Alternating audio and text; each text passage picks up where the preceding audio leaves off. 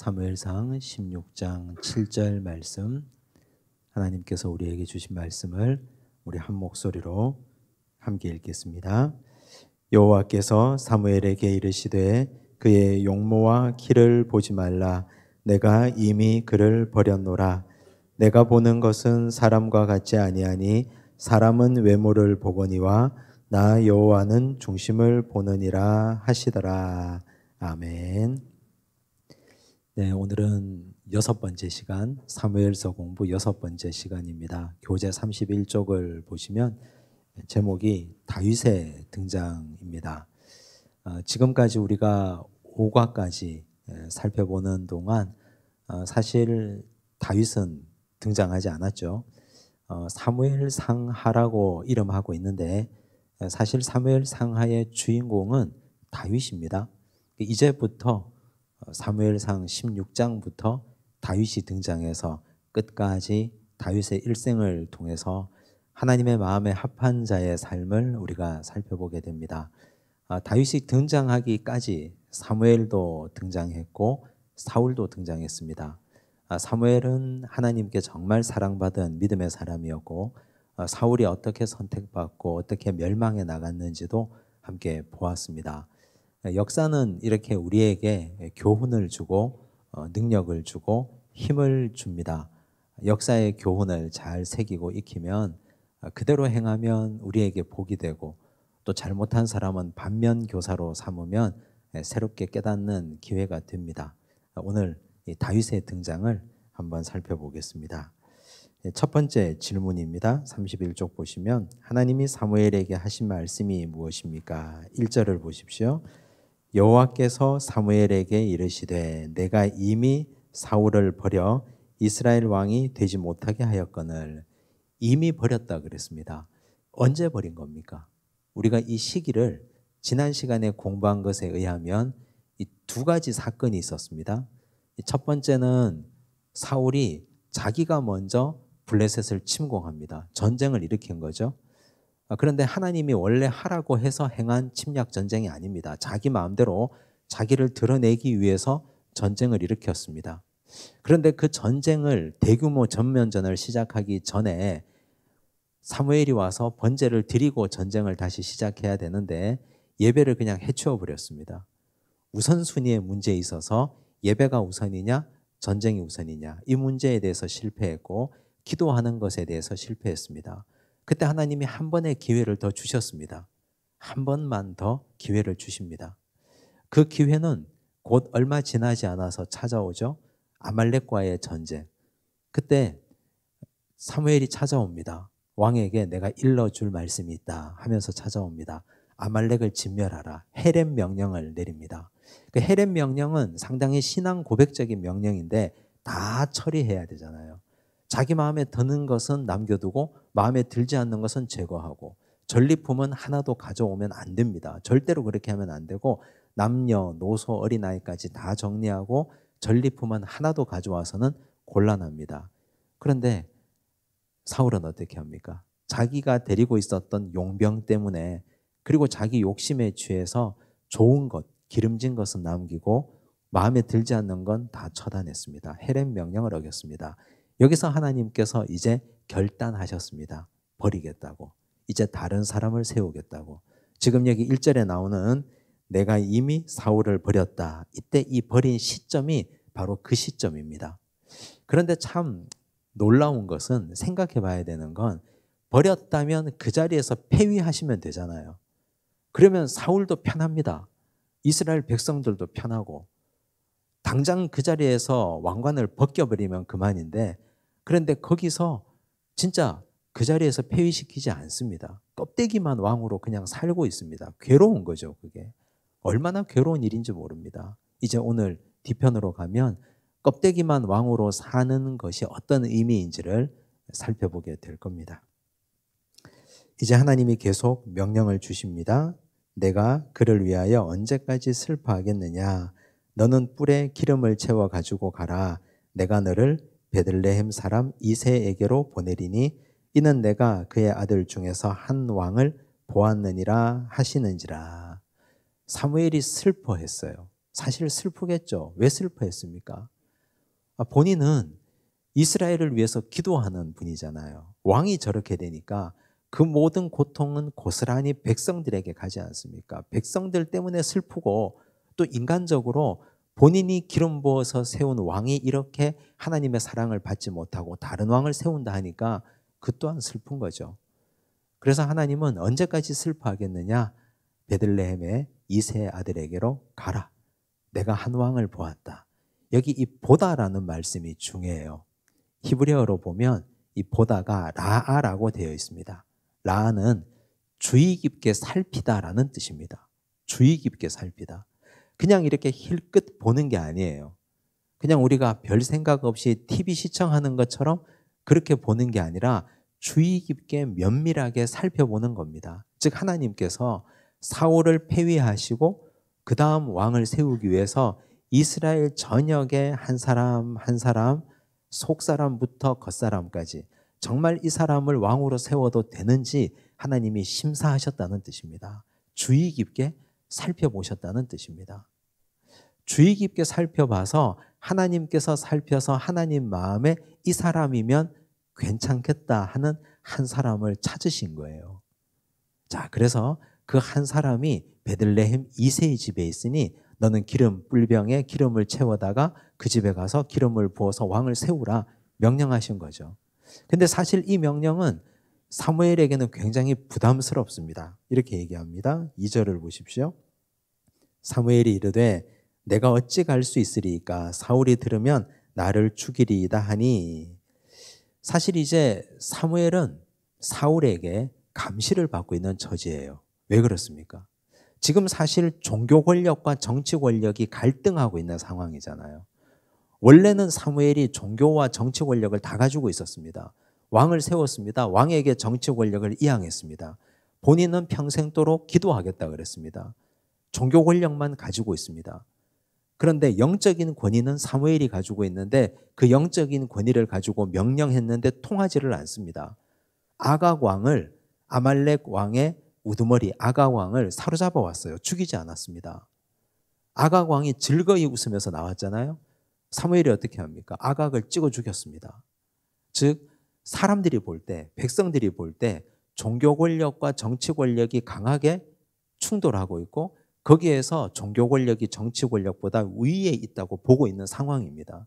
사울이 자존심이 상하겠죠.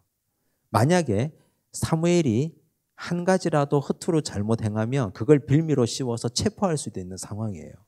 자, 이런 상황을 사무엘은 잘 알고 있습니다. 그래서 이렇게 대놓고 왕을 세우러 간다, 기름 부으러 간다, 그러면 사울이 나를 죽일 텐데 그렇게 해도 됩니까? 이 질문이에요. 이렇게 질문하자 하나님이 이렇게 대답하십니다. 이르시되 너는 암송아지를 끌고 가서 말하기를 내가 여호와께 제사를 드리러 왔다 하고. 자, 우린 여기서 좀 의아한 느낌을 가집니다. 하나님이 거짓말을 하라 하세요.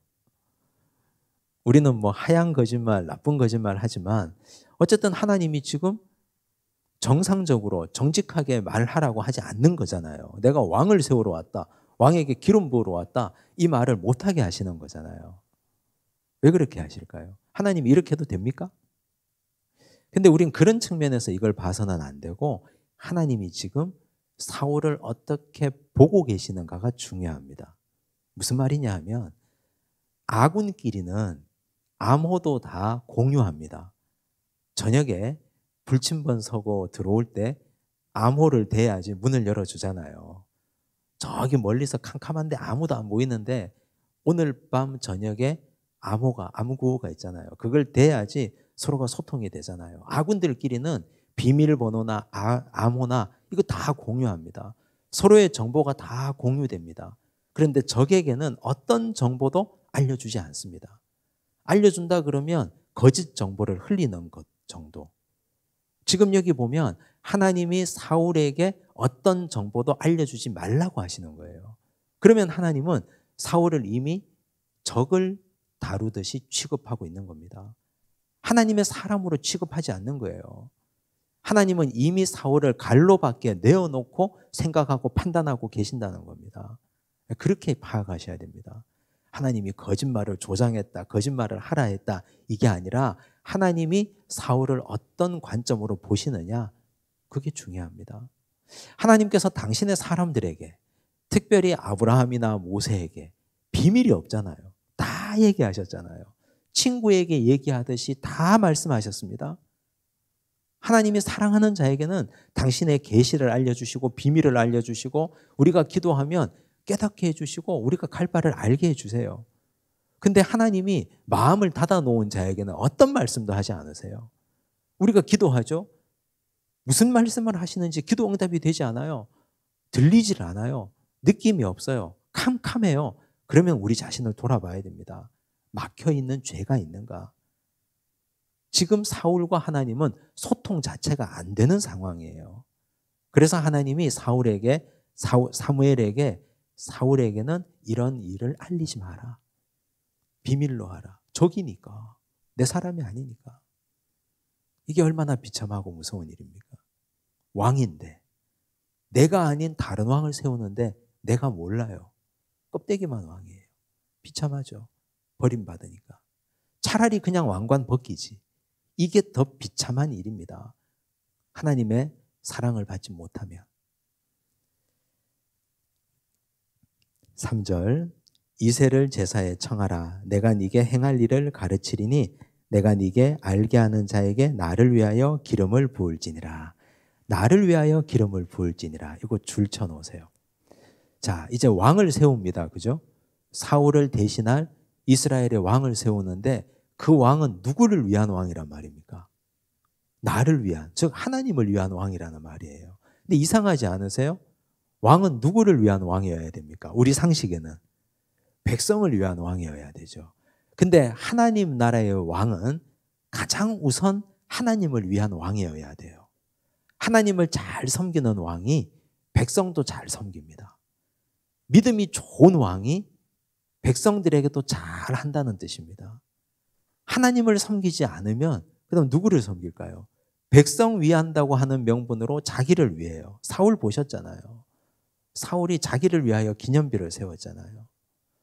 우리 가정에도 부모가 하나님을 잘 섬기는 가정은, 합리적으로 믿음을 잘 세워가는 가정은 자녀들도 사랑하게 되어 있고, 교회에서도 중직들이 믿음이 곧바로 올바로 잘 서 있으면 성도들을 잘 섬기고 사랑하게 되어 있습니다.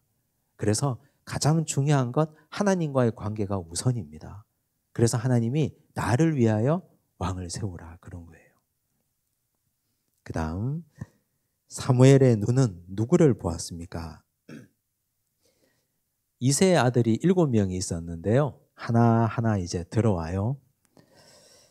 6절 그들이 오메 아들입니다. 사무엘이 엘리압을 보고 장남이죠. 여기 보다라는 말도 똑같아요. 아까 하나님이 라아, 내가 한 왕을 보았느니라 그랬죠. 라아, 아주 열심히 찾은 거예요. 주의 깊게 살펴보신 거예요. 사무엘도 주의 깊게 살폈어요. 엘리압을 봤어요. 마음에 이르기를 여호와의 기름 부으실 자가 과연 주님 앞에 있도다 하였더니 이 사람이다 라고 딱 생각한 거예요. 그렇게 속고도 사울이 용모가 준수했고 집안이 좋았고 다른 사람들보다 키가 훨씬 더 컸고, 그런데 그런 사람들 대하면서 그렇게 속고도 이 외모를 보고 사무엘이 또다시 이 사람이 왕이 될 사람이다 생각해버린 거죠. 하나님이 이렇게 말씀하십니다. 여호와께서 사무엘에게 이르시되 그의 용모와 키를 보지 말라. 자, 똑같이 라아예요. 동사 라아, 동사 히브리어. 하나님도 라아, 사무엘도 라아. 근데 하나님과 사무엘의 다른 점이 뭡니까? 하나님은 속 사람을 보시는 거고 사람은 용모와 키밖에 못 보는 거예요. 그게 우리 한계예요. 아무리 믿음 좋은 사무엘이라 하더라도.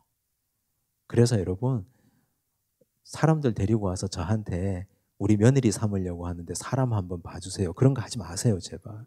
사무엘도 못 보는데 제가 어떻게 봅니까? 그 사람이 어떤지, 속 사람이 어떤지. 아니, 이 사람 정말 괜찮은 사람인지, 이 사람하고 같이 사업해도 될 사람인지, 목사님 사람 한번 봐주세요. 택도 없는 얘기예요, 진짜. 어떻게 그 사람 속을 알 거예요? 하나님도 하나님이 하시는 거지. 사무엘도 속았잖아요. 지금 사무엘도. 그렇게 믿음 좋은 사무엘도, 그렇게 영적인 권위와 능력이 있는 사무엘도 엘리압 보고 이 사람이다 그랬다니까요. 근데 하나님이 아니라 그랬어요. 사람이 보는 건 이처럼 한계가 있다니까요. 아무리 주의 깊게 살펴봐도 껍데기밖에 못 봐요. 속 사람을 볼 수가 없어요. 그래서 위험한 거예요. 그럼 우리 어떻게 해야 됩니까? 하나님께 여쭤봐야죠. 믿음으로 기도하고 준비하고, 특히 사람 세울 때는, 특별히 사람 세울 때는 내 눈이 가는 대로 속지 않게 해달라고 그렇게 기도하셔야 돼요. 내가 이미 그를 버렸노라. 버림받을 짓을 한 거겠죠. 그죠? 엘리압이. 그래서 하나님이 이미 그를 버렸다 했어요. 내가 보는 것은 사람과 같지 아니하니 사람은 외모를 보거니와 나 여호와는 중심을 보느니라 하시더라. 여러분 이 말씀을 어떻게 받아들이세요? 위로가 됩니까? 저는 진짜 위로가 돼요. 용모와 길을 보지 마라 그랬죠. 사람은 외모를 보나 하나님은 중심을 본다 했으니까 위로가 되잖아요. 은혜가 되잖아요. 참 좋아하는 말씀이죠. 근데 한꺼풀만 딱 벗겨서 생각하면 굉장히 두려운 말씀이에요. 무서운 말씀이고. 왜냐하면 용모와 키를 보는 사람 앞에서 우린 속일 수 있습니다. 그런 척 할 수 있고, 그리고 타고난 체격과 타고난 미모와 타고난 얼굴 모습을 가지고 사람들에게 사기도 칠 수 있어요. 아닌데 그런 척하고, 그런데 아닌 척하고, 그렇게 할 수 있다니까요. 누구든지 다 속일 수 있어요. 사무엘까지 속았으니까. 그런데 하나님은 속일 수 없습니다. 하나님은 우리 중심을 보시니까. 우리가 하나님을 전지하다 그러죠. 모든 걸 다 안다는 뜻이잖아요. 근데 모든 세상 만물을 다 알아도 사람 속을 아는 게 얼마나 어렵습니까? 10길 물속을 알아도 한 길 사람 속 알기가 어렵다 했잖아요. 근데 하나님은 전지하셔서 사람 생각과 속마음을 다 뚫어보고 계셔요. 지금 내가 어떤 마음가짐으로 이 자리에 나와 있는지 하나님 알고 계신다니까요. 그러니까 두려운 거예요. 그러니까 하나님 앞에서는 감출 수 있는 게 없고 속일 수 있는 게 없어요. 그래서 이미 하나님 앞에서는 딱 포기하고 두 손 두 발 다 들고 그냥 솔직하게 말씀하셔야 돼요. 하나님 지금 제 마음이 이래요. 지금 제가 예배당에 나와 있긴 한데 마음이 아니에요. 너무 힘들고 복잡하고 화도 나고 분노도 나고 그래요. 사람들한테는 이 얘기를 할 수 없는데 하나님 알고 계시니까 제가 할 수 없이 말씀드리니까 예배 통해서 제 마음을 다스려 주세요. 그리고 하나님 앞에 솔직하게 말씀하셔야 돼요. 예배를 드리든 기도를 하건 어떤 상황 가운데 있건 하나님 앞에서는 숨길 수 있는 게 없으니까. 그래서 숨기려고 하시면 안 돼요.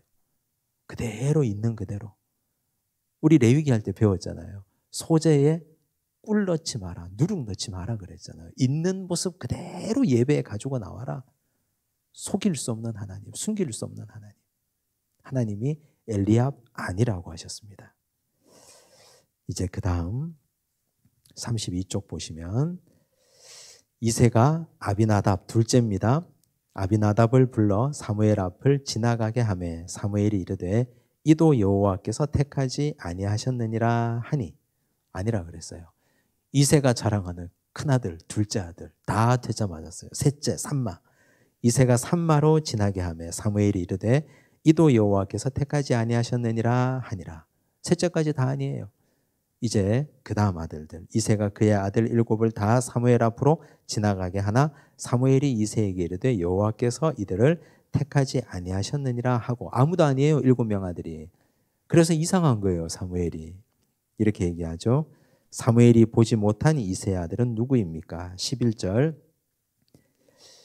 또 사무엘이 이새에게 이르되 내 아들들이 다 여기 있느냐 이렇게 물으니까 이새가 이렇게 대답해요. 아직 막내가 남았는데 그는 양을 지키나이다. 막내, 이 말이 중요하죠. 여러분 우리나라 느낌에서, 우리나라 정서에서 막내는 어떤 느낌이에요? 착하고 귀엽고 눈에 넣어도 아프지 않고 할아버지 수염을 뜯어도 그저 귀엽고 이쁜 아이가 막내잖아요. 그죠? 그 막내예요. 막내는 정말 이뻐요. 뭐 애가 둘밖에 없어도 둘째 막내도 이쁘고 셋이 있어도 막내는 이쁘고 다 이쁜 거예요. 근데 지금 여기 이세가 표현한 막내는 비하적인 표현이에요. 히브리어 하카톤이라는 단어를 쓰는데 자세히 보세요. 자, 여기 보면 히브리어 하는 정관사거든요.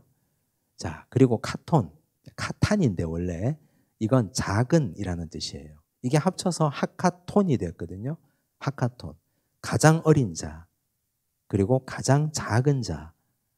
의미는 가장 보잘것없는 자라는 뜻이에요. 가장 어린 자니까 그건 맞죠. 막내니까. 그리고 가장 작은 자, 키도 작다는 뜻이에요. 덩치도 작고 키도 작고 엘리압처럼 덩치가 크고 키가 크고 그렇지 않다. 막내니까 작을 수밖에 없겠지만 어쨌든 가장 어리고 가장 작다. 또 가장 치명적인 건 그런데 보잘것없습니다. 그런 의미예요. 먼지 같고 티끌 같은 자. 그걸 하카톤이라고 표현했어요. 주로 이스라엘 문화에서는 종들을 일컬을 때 하카톤이라고 얘기합니다. 자, 그런데 사실 그렇잖아요. 사무엘이 어떤 사람이에요? 그 당시 전 이스라엘에서 가장 요즘 말로 우리끼리 하는 말로 영빨이 있는 사람 아닙니까? 이분이 이 동네에 왔어요. 그것도 이 집에. 그러면 대단한 축복인데 자기 집에 있는 아들 다 불러다가 머리 들이밀고 안수기도라도 한 번씩 받도록 하고 싶은 것이 부모의 마음 아니겠어요? 오늘 하루 양치는 게 그게 뭐가 문제예요? 동네 사람들한테 용역 줘서 돈 줘서 우리 양 좀 돌봐달라 하면 되죠. 8명 아들 다 불러다가 그 앞에서 말씀 듣고 안수기도 받고 그렇게 하고 싶은 게 부모의 심정이에요. 우리라면 그렇게 하지 않겠어요? 이분을 언제 다시 만나겠습니까? 이렇게 가까이에서. 근데 사무엘이 왔는데 아이 하나를 아예 빼돌려 놓고 있어요. 보여주기 싫어서. 양을 지키는 것 이게 문제가 아니라 보잘것없으니까. 지금 여기 있는 7 아들보다 정말 보잘것없으니까 아버지도 인정하지 못할 정도로 하찮은 아들이니까 그냥 딴 데 넌 가서 양이나 돌보고 있어라. 돌아오지 마. 다 끝날 때까지 오지 마. 그리고 쫓아내놓고 있는 거예요. 자, 그러면 다윗은 평소에 다윗의 일생을 어린 시절을 한번 생각해 보세요. 이렇게 잘난 형들, 아버지가 사무엘 앞에서 첫째, 둘째, 셋째 지나가게 할 만큼 이렇게 잘난 형들 밑에서 치여가지고 항상 들판에서 외롭게 양치고 다녔던 소년이에요. 아버지조차 인정하지 않고 아버지에게조차 인정받지 못했던 하카톤이었어요. 그런데 하나님이 그를 찾아내신 거예요. 아버지도 정말 이 아이를 가장 잘 안다고 생각했던 부모도 이 아이 심령 가운데 중심 가운데 하나님을 얼마나 사랑하시는지 그 마음속에 하나님이 얼마나 살아있는지를 사람들도 몰랐다는 얘기예요. 하나님이 그걸 보고 하나님이 발견해서 이 아이를 찾아내신 거예요. 하나님의 눈, 사람의 눈이 이토록 차이가 큰 겁니다. 우리는 일생을 살면서 사람 잘못 본 일이 정말 많죠. 나 저 사람 확실하다고 생각했는데 아니었어요. 나 정말 저 사람 믿었는데 아니었어요. 그런데 하나님의 눈은 확실했어요. 다윗을 보면. 자, 사무엘이 이새에게 이르되 사람을 보내어 그를 데려오라. 그가 여기 오기까지는 우리가 식사 자리에 앉지 아니하겠노라. 이제 사무엘은 직감한 거예요. 이 사람이다. 왔어요. 12절 이에 사람을 보내어 그를 데려오매 그의 빛이 붉고 눈이 빼어나고 얼굴이 아름답더라. 이걸 한마디로 표현하면 눈빛이 살아있더라는 표현이에요. 키에 대한 표현이 없죠. 용모가 준수했더라, 용모가 좋았더라 뭐 이런 표현이 하나도 없잖아요. 사울 처음 만났을 때 키가 남들보다 어깨 위에 하나 더 있었다 그랬는데 그런 표현이 하나도 없잖아요. 그냥 외모는 별로고 키는 작고 가장 어리고 가장 작고 하찮아 보이는 사람이에요. 그런데 눈빛 하나가 살아있는 거죠. 용모가 아름다웠다. 여호와께서 이르시되 이가 그니 일어나 기름을 부으라 하시는지라. 사무엘이 기름 뿔병을 가져다가 그의 형제 중에서 그에게 부었더니 이날 이후로 다윗이 여호와의 영에게 크게 감동되니라. 사무엘이 떠나서 라마로 가니라. 우린 여기서 아주 중요한 교훈을 얻어야 되는데, 기름을 부었잖아요. 그러면 뭐가 됩니까? 그때부터 왕이잖아요. 왕. 기름은 부었는데 왕관은 씌워줬어요? 아니에요. 아직까지 형식적인 왕은 사울이에요. 기름을 부었어요. 그리고 나서 사무엘이 떠나서 라마로 가버렸어요. 그러면 여기 지금 다윗은 덩그러니 남았어요. 형제들, 아버지에게 어떤 느낌일까요? 이건 뭐야? 이런 느낌이에요.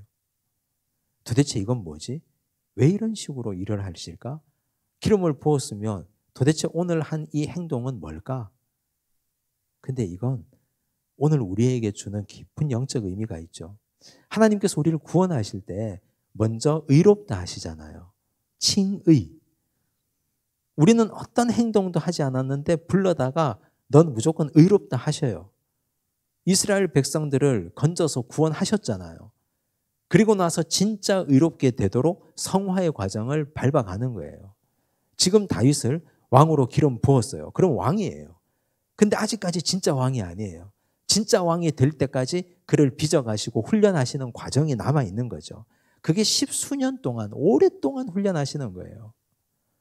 사울은 이 훈련의 과정이 빠져 있었잖아요. 사울은 이 훈련의 과정이 생략되어 있어서 그것 때문에 사단이 나고 문제가 생긴 것 아닙니까? 그래서 이 훈련과 성화의 과정을 잘 밟아가면, 잘 배워가면 정말 훌륭한 왕이 될 수 있는 거죠. 이제 이 훈련의 몫은 누구에게 있습니까? 기름 부음을 받았어요. 하나님이 선택했어요. 자격을 보고 자질을 보고 선택했어요. 그러면 거기서 훈련을 잘 받는 건 다윗에게 달려있는 거예요. 우리가 성화의 길은 나와 성령님의 동역이에요. 성령을 주셔요. 성화 잘 받도록. 그럼 내가 성령님과 함께 손 붙잡고 훈련 잘 받아가면 정말 하나님께서 기뻐하시는 훌륭한 그런 좋은 사람이 되어가는 거죠. 근데 거기서 옆길로 가고 잘못된 길로 가면 우린 진짜 머리에 왕관을 쓸 수 없어요. 제대로 된 사람이 될 수 없습니다. 지금 다윗은 이제부터가 시작인 거예요. 기름 부음 받았다고 끝난 게 아니에요. 목사 안수 받았죠? 그래서 끝난 게 아니에요. 제가 2003년에 목사 안수 받았는데 이제 20년이 다 돼가는데 되어가는 과정에 있는 거잖아요. 그 과정에서 시험도 있고 실패도 있고 넘어짐도 있고 무너짐도 있고 생명 다하는 그날까지 정말 하나님께서 원하시는 목사가 되어가는 과정이잖아요. 우리가 중직으로 기름 부음 받았어요. 좌충우돌 하잖아요. 넘어지고 실패하고 실수하고 죄 짓고 그러면서 방향을 새로 잡고 계속해서 이 과정을 걸어가는 거죠. 왜냐하면 나는 기름 부음 받았기 때문에, 나는 선택받았기 때문에 이 선택받은 사람으로서 정체성을 가지고 계속 그 방향으로 가는 거예요. 그래야 진짜 하나님이 원하시는 기름 부음 받은 자가 될 수 있습니다. 이제부터 다윗의 여정이 시작돼요. 참 놀라운 것은요, 3번 질문, 다윗에게 기름을 부어 왕으로 세우는 순간 사울에게 어떤 일이 일어났습니까? 어떤 일이 일어났을까요? 14절, 여호와의 영이 사울에게서 떠났어요. 신기하죠? 아까 우리가 13절 다시 보실래요? 그날 이후로 다윗이 여호와의 영에게 크게 감동되니라고 그랬어요. 다윗이 여호와의 영에게 감동되니 그날 이후로 사울에게서는 하나님의 영이 떠나버렸어요. 하나님의 영이 떠나니까 어떤 일이 벌어졌을까요? 14절, 여호와께서 부리시는 악령이 그를 번뇌하게 한지라. 번뇌하다. 주로 불교 용어에서 자주 쓰는데 번뇌하다. 히브리어로 바아트라 그래요. 번뇌하게 하다. 두려워하게 하다라는 뜻이에요. 그냥 우리가 번뇌하다 하니까 머리가 복잡하고 마음이 번잡스럽다 이런 뜻이 아니고 두려움이 생긴 거예요. 두려움이. 사울이 얼마나 용기가 있었습니까? 하나님 함께 하지 않아도 지 마음대로 전쟁하고 했잖아요. 근데 이제 하나님의 영이 떠나고 나니까 그걸 못하는 거예요. 두려움이 생긴 거예요. 그 두려움은 이 사울을 이제 패망으로 몰고 갑니다. 왕인데 하나님의 영이 떠났어요. 하나님의 영이 떠난 왕, 머리에 왕관은 쓰고 있으나 그가 진짜 왕입니까? 아니에요. 하나님의 영이 임한 다윗, 머리에 왕관은 없으나 그가 왕으로 성장하고 있는 중이에요. 하나님의 영이 떠나니까 어떻게 됩니까? 15절. 사울의 신하들이 그에게 이르되 보소서 여호와께서 부리시는 악령이 왕을 번뇌하게 하온즉. 사람들도 알아요. 악한 영이 그에게 역사하는 것. 그래서 신하들이 어떤 처방을 내립니까? 33쪽 보시면 16절. 원하건대 우리 주께서는 당신 앞에서 모시는 신하들에게 명령하여 수금을 잘 타는 사람을 구하게 하소서. 하나님께서 부리시는 악령이 왕에게 이를 때에 그가 손으로 타면 왕이 나으시리이다 하는지라. 앞서가 있죠. 한 2000년 훨씬 더 앞서가 있는데, 자, 이게 지금 음악 치료잖아요. 사실은 음악 치료 앞서가 있는 거예요. 그런데 문제는 이 음악 치료보다 진짜 본질적인 치료가 필요하잖아요. 하나님의 영이 떠난 이유가 있잖아요. 뭐 때문에 떠났습니까? 왜 떠났습니까? 죄 때문에 떠났잖아요. 사울의 죄 때문에. 그래서 두려움이 생긴 거예요. 그러면 근본적인 치료는 뭘 해야 됩니까? 회개를 해야 되는 거예요. 회개를. 음악 치료 아무리 하고 미술 치료 아무리 하고 약을 아무리 먹고 그렇게 해도 이 병은 고쳐지지를 않습니다. 이 악령은. 왜냐하면 원인이 죄 때문에 빚어진 일이기 때문에 이 죄 문제를 해결하려면 회개를 해야 되는데 회개하지 않고 이게 어떻게 해결됩니까? 안 되는 거예요. 백날 해봐도. 그래서 악기를 잘 타는 사람을 수소문했는데 그가 바로 이새의 아들 다윗이었어요. 18절. 소년 중 한 사람이 대답하여 이르되 내가 베들레헴 사람 이새의 아들을 본즉 수금을 탈 줄 알고 용기와 무용과 구변이 있는 준수한 자라. 여호와께서 그와 함께 계시더이다 하더라. 그래서 다윗이 왔어요. 자, 보시면 21절. 다윗이 사울에게 이르러 그 앞에 모셔 섬에 사울이 그를 크게 사랑하여 자기의 무기를 드는 자로 삼고 또 사울이 이새에게 사람을 보내어 이르되 원하건대 다윗을 내 앞에 모셔 서게 하라. 그가 내게 은총을 얻었느니라 하니라. 하나님께서 부리시는 악령이 사울에게 이를 때에 다윗이 수금을 들고 와서 손으로 탄즉 사울이 상쾌하여 낫고 악령이 그에게서 떠나더라. 두 가지를 우리가 보셔야 되는데 악령이 떠났다는 게 완전한 떠남인가? 일시적으로 하나님의 사람이 그 자리에서 함께 하니까 다윗 때문에 악령이 떠난 거예요. 근데 다윗이 이 자리를 떠나고 나면 악령은 다시 또 오는 거죠. 자, 그게 첫 번째 우리가 생각해야 될 거고, 두 번째는 지금 왕으로 기름 부음 받은 다윗이 왕이 됐잖아요. 영적으로는. 첫 번째 왕의 일, 왕업으로 한 일이 뭡니까? 악한 왕 사울을 섬기는 일이었어요. 하나님이 그에게 주신 일이.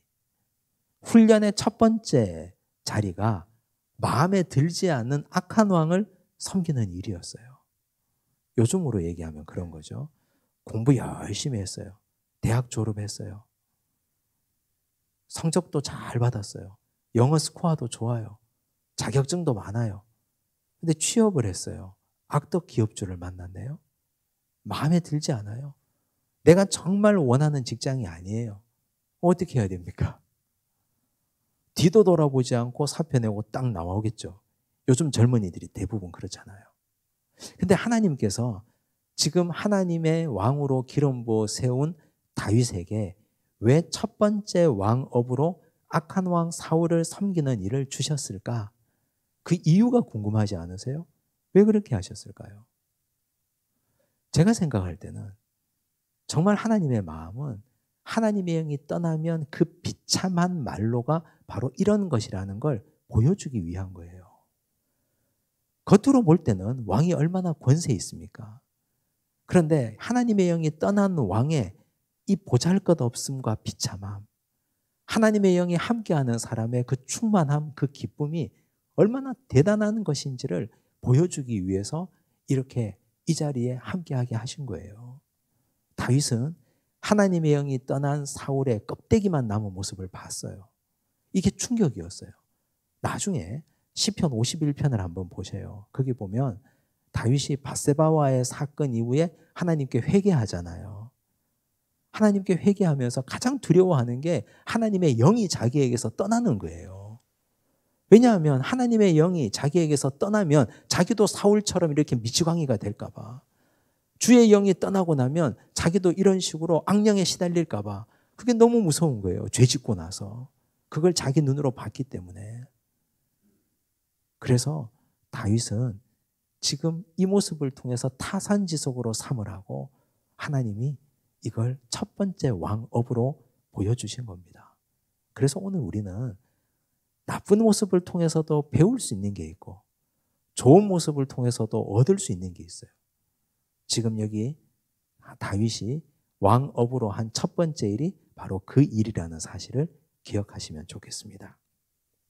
이제 두 번째 왕업이 나와요. 두 번째 왕업은 우리가 잘 아는 것처럼 블레셋의 골리앗을 물리치는 거죠. 자, 다윗 분노하다 33조.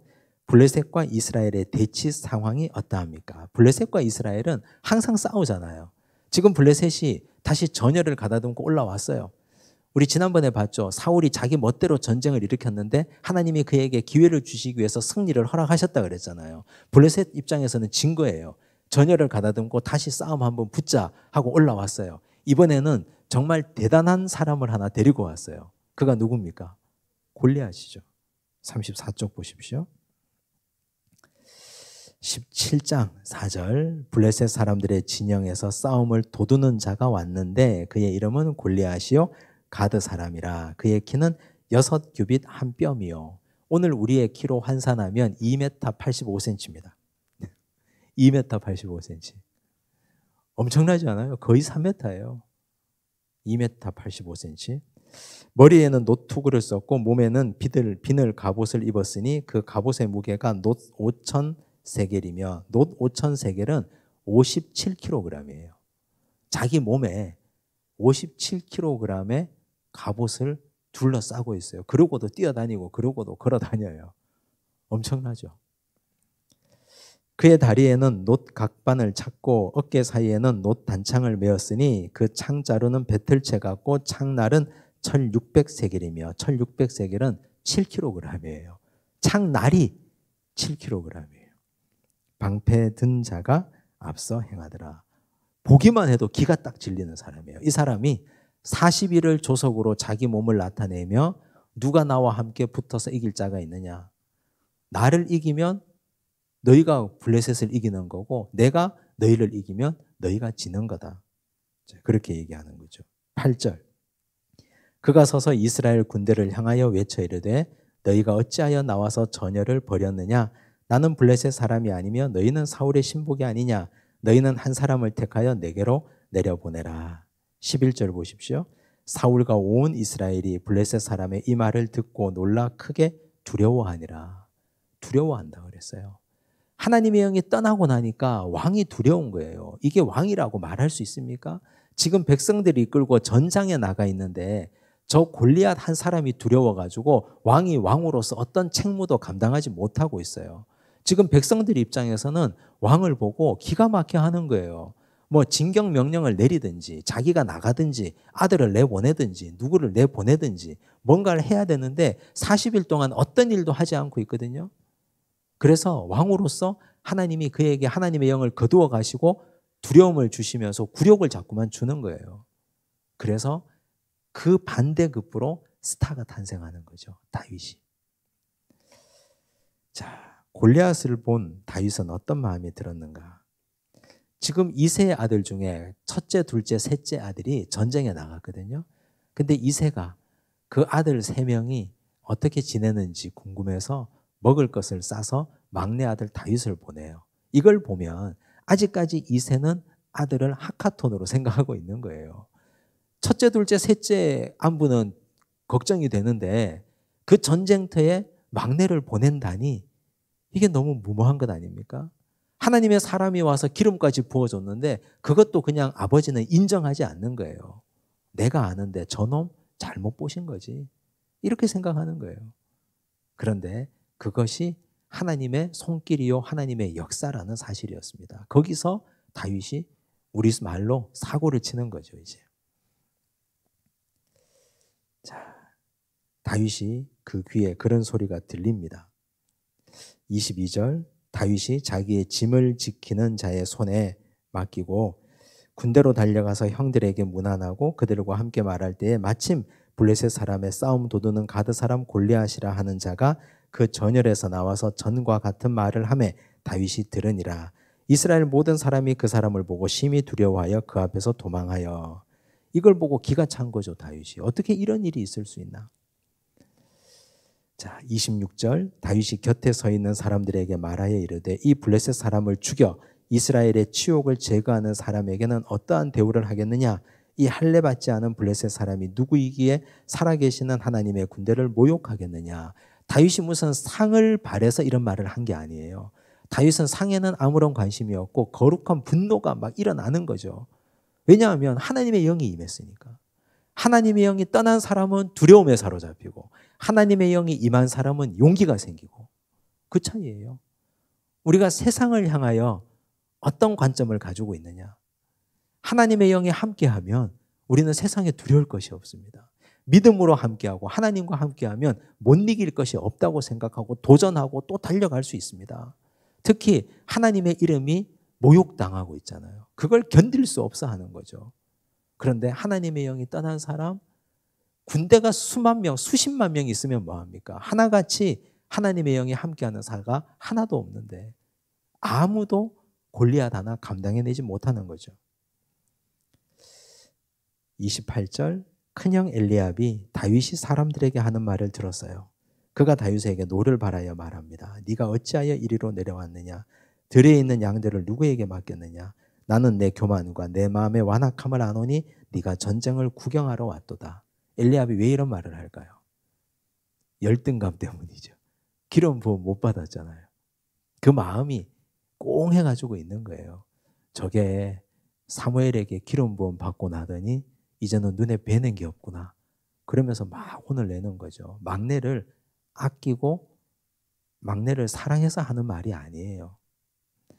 자, 이제 이렇게 나서는 사람이 하나 있다는 소문이 사울 왕의 귀에 들어간 거예요. 40일 동안 이런 일이 있어도 한 명도 나서는 사람이 없었는데 다윗이 나서니까 사울 왕 귀에 들어갔죠. 사울이 불렀어요. 32절 다윗이 사울에게 말하되 그로 말미암아 사람이 낙담하지 말 것이라. 주의 종이 가서 저 블레셋 사람과 싸우리이다 하니. 자, 이게 어떤 느낌입니까? 소년 다윗이 왕을 위로하고 있죠. 참 웃기지 않으세요? 하나님의 영이 함께하는 사람은 위로자가 돼요. 하나님과 함께하는 사람은 어디를 가든지 누구를 만나든지 그 사람을 위로해 줄 수 있습니다. 얘기하잖아요. 그로 말미암아 사람이 낙담하지 말 것이라. 기운 잃지 마세요, 임금님. 용기를 내세요. 사실 이게 거꾸로 돼야 되는 것 아닙니까? 근데 하나님의 영이 함께하면 자신의 신분과 위치가 문제가 될 게 없어요. 누구를 만나든 그를 세워주고 그를 위로해 줄 수 있어요. 하나님의 영이 함께하면. 근데 사울이 이렇게 말하죠. 네가 가서 저 블레셋 사람과 싸울 수 없으리니 너는 소년이요 그는 어려서부터 용사임이라. 근데 여기서 이제 중요한 얘기가 나와요. 승리의 비결 첫 번째. 다윗이 이긴 승리의 비결은요. 기억이에요. 기억. 한마디로 말하면 첫 번째가 기억. 잘 보세요.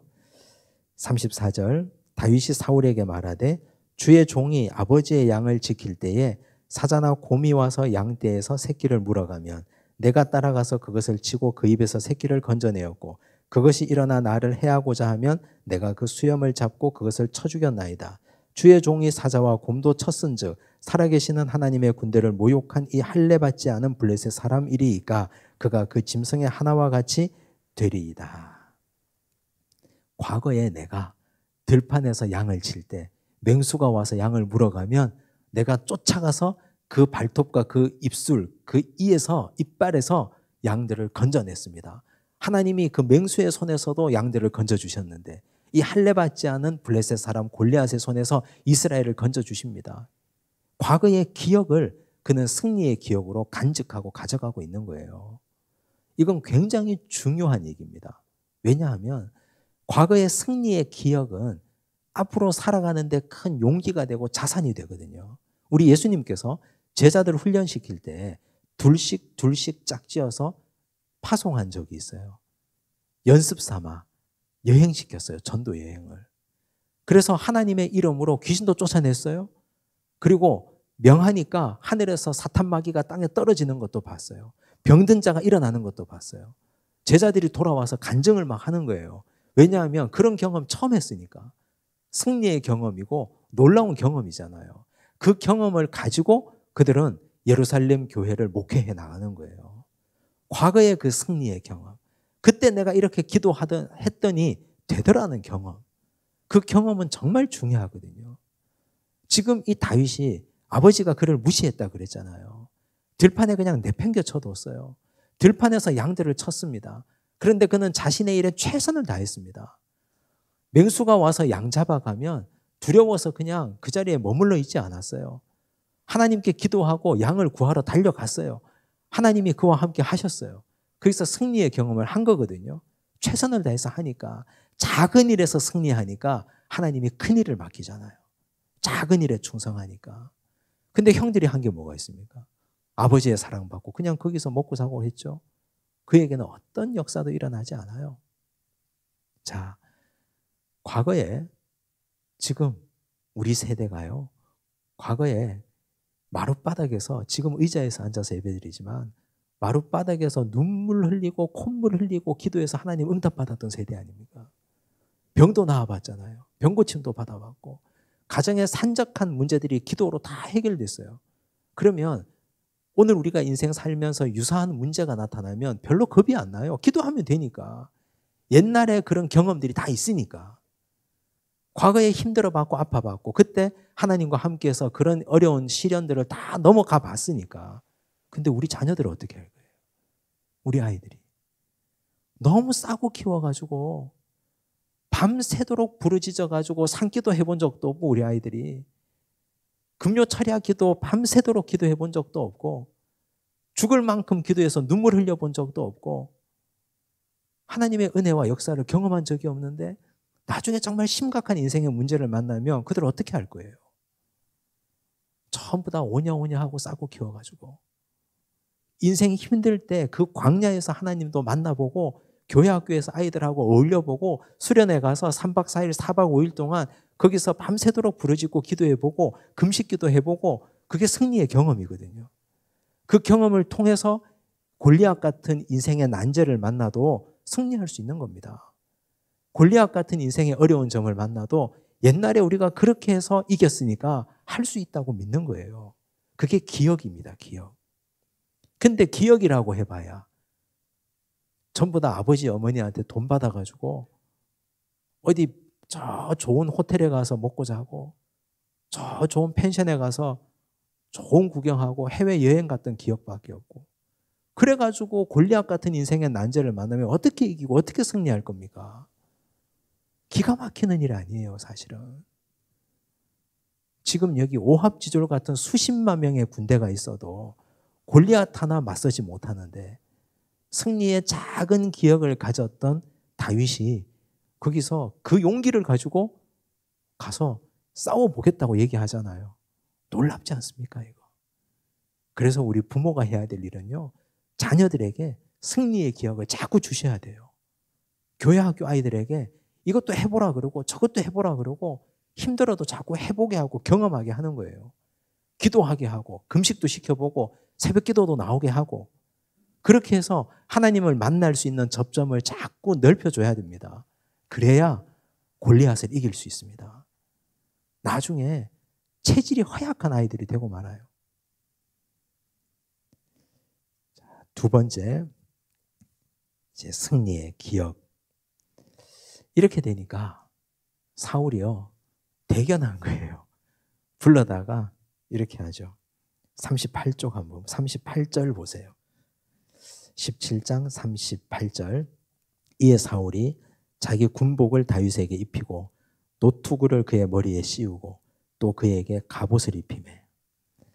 자, 성은을 입은 거예요. 그렇잖아요. 왕의 갑옷, 왕의 투구, 그리고 왕의 무기를 받았어요. 엄청난 것 아닙니까? 근데 다윗이 어떻게 해요? 39절 다윗이 칼을 군복 위에 차고는 익숙하지 못함으로 시험적으로 걸어보다가 사울에게 말하되 익숙하지 못하니 이곳을 입고 가지 못하겠나이다 하고 곧 벗고 손에 막대기를 가지고 시내에서 매끄러운 돌 5을 골라서 자기 목자의 제구 곧 주머니에 넣고 손에 물매를 가지고 블레셋 사람에게로 나아가니라. 허세가 없었어요. 승리의 비결 두 번째. 사람들은 허세를 좋아하거든요. 세상의 방식이 다 허세잖아요. 돈으로 골리앗을 이길 수 있습니까? 절대 못 이깁니다. 자기가 과거에 승리했던 방식. 하나님의 백성들은요, 골리앗을 이기기 위해서는 날것으로 나가야 돼요. 기도밖에 없습니다. 하나님의 방법대로 해야 되거든요. 우리 눈에 좋아 보이는 것, 왕의 갑옷 입고 왕의 칼 차고 나간다고 이길 수 있습니까? 그게 내게 아닌데? 허세 부리면 망합니다. 원래 내 것이 아닌데 내 것인 양 하고 그런 척하면 이길 수 없습니다. 절대. 그래서 있는 모습 그대로 다윗이 나간 거예요. 자기가 원래 양을 칠 때 맹수를 잡았던 그 방식대로 물맷돌 구해가지고 나간 거죠. 막대기 하나 들고. 그러니까 그게 승리의 비결 두 번째예요. 첫째는 기억, 두 번째는 허세를 부리지 않는 것. 그러니까 골리앗이 다윗을 보고 기가 막힌 거죠. 43절 블레셋 사람이 다윗에게 이르되 네가 나를 개로 여기고 막대기를 가지고 내게 나왔느냐 하고 그의 신들의 이름으로 다윗을 저주했어요. 자, 이제 세 번째 가장 중요한 승리의 비결, 여호와의 이름이에요. 다윗이 무엇을 가지고 골리앗에게 나갔느냐? 물맷돌 5개 갖고 나갔습니다. 이러면 틀린 답이에요. 여호와의 이름 가지고 나간 거예요. 45절 다윗이 블레셋 사람에게 이르되 너는 칼과 창과 단창으로 내게 나아오거니와 나는 만군의 여호와의 이름 곧 네가 모욕하는 이스라엘 군대의 하나님의 이름으로 내게 나아가노라. 오늘 여호와께서 너를 내 손에 넘기시리니 내가 너를 쳐서 내 목을 베고 블레셋 군대의 시체를 오늘 공중의 새와 땅의 들짐승에게 주어 온 땅으로 이스라엘의 하나님이 계신 줄 알게 하겠고 또 여호와의 구원하심이 칼과 창에 있지 아니함을 이 무리에게 알게 하리라. 전쟁은 여호와께 속한 것인즉 그가 너희를 우리 손에 넘기시리라. 성경에 나오는 말 중에 가장 멋진 말 아닙니까? 이 말이. 이 말은 하나님 들으라고 하는 고백이에요. 하나님이 하늘에서 들으시고 바짝 긴장하시지 않겠습니까? 내 이름을 가지고 나가는데 내가 이 아이를 보호하지 않으면 누가 보호해 주겠는가? 그래서 신앙 고백하고 여호와의 이름을 가지고 나가서 물맷돌을 돌려서 던지는 거죠. 그리고 잠들어 있는 이스라엘 백성들 마음에 숨어 있는 신앙심을 깨우는 거예요. 여호와의 이름. 전쟁은 사람에게 속한 것이 아니고 하나님께 속한 것이다. 전쟁에 이기고 지는 건 하나님께 달려있는 것이지 그걸 우리가 어떻게 판단하고 지레 겁먹고 저러고 앉아 있느냐. 세 가지 승리의 비결. 기억, 허세를 부리지 않고 가장 중요한 건 하나님의 이름 가지고 나간 것. 그래서 이긴 거예요. 결과가 어떻게 됐습니까? 49절 손을 주머니에 넣어 돌을 가지고 물매로 던져 블레셋 사람의 이마를 치매 돌이 그의 이마에 박히니 땅에 엎드러지니라. 근데 칼이 없었어요. 다윗은 칼을 안 갖고 나갔잖아요. 51절 다윗이 달려가서 블레셋 사람을 밟고 그의 칼을 그 칼집에서 빼내요. 골리앗의 칼을 빼낸 거죠.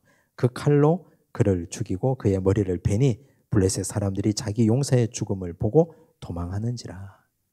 이 승리가 앞으로 다윗이 살아가는 평생의 승리의 방향이 됐어요.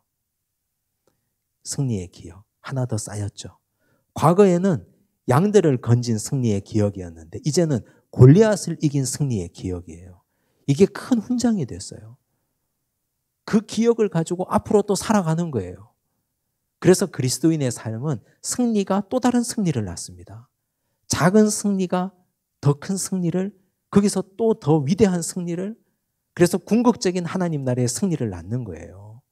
그래서 작은 성공을 우린 소중하게 여겨야 됩니다. 그래서 우리 자녀들에게 기도해보라 하고 그 기도가 응답받도록 해야 되고 그 기도의 응답을 가치 있게 여겨줘야 되고 그래서 앞으로 어려운 일이 있으면 항상 기도하게끔 가르쳐줘야 되고 인생의 골리앗을 만나면 이렇게 허세 부리지 않고 하나님의 이름으로 나가라고 가르쳐줘야 돼요. 그러면 무조건 승리합니다. 이 승리가 잠들어 있는 이스라엘 군대의 영혼을 깨웁니다.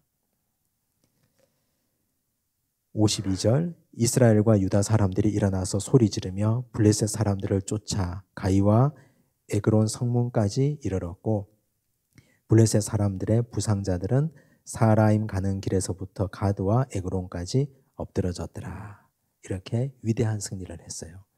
근데요, 참 이해할 수 없는 말이 나와요. 56절 페이지 넘겨보시면 왕이 이르되, 사울 왕입니다. 너는 이 청년이 누구의 아들인가 물어보라 하였더니 자기 부관에게 얘기하는 거예요. 지금 다윗이 누군지 모르는 거죠. 사울이 그에게 묻되 소년이여 누구의 아들이냐 하니 다윗이 대답하되 나는 주의 종 베들레헴 사람 이새의 아들이니이다 하니라.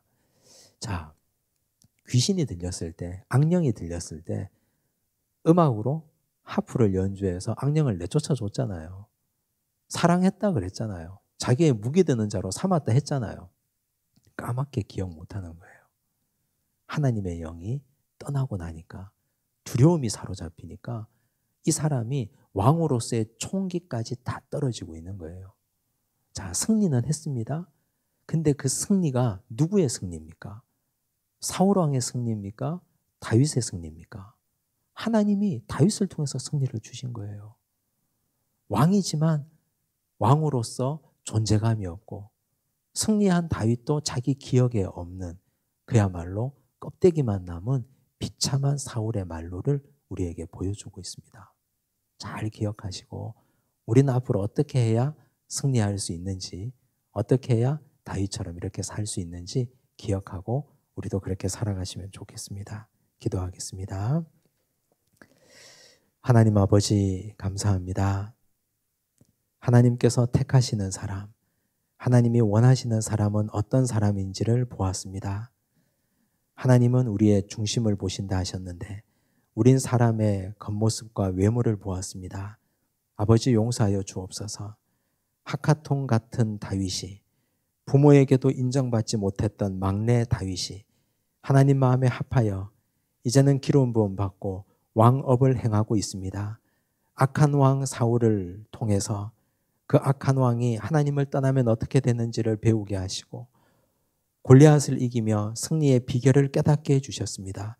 과거의 승리의 기억과 허세를 부리지 않고 여호와의 이름으로 나가서 승리한 것처럼 주여 오늘 우리에게도 우리 앞에 당한 골리앗을 다윗처럼 임해서 승리하고 이길 수 있도록 축복하여 주시옵소서. 우리 가정에 자라나는 자녀들 다윗처럼 믿음으로 길러가도록 도우시고 우리 교회 학교 아이들을 이렇게 훌륭한 일꾼으로 키워가게 하여 주시옵소서. 모든 말씀 예수님 이름으로 기도드리옵나이다. 아멘.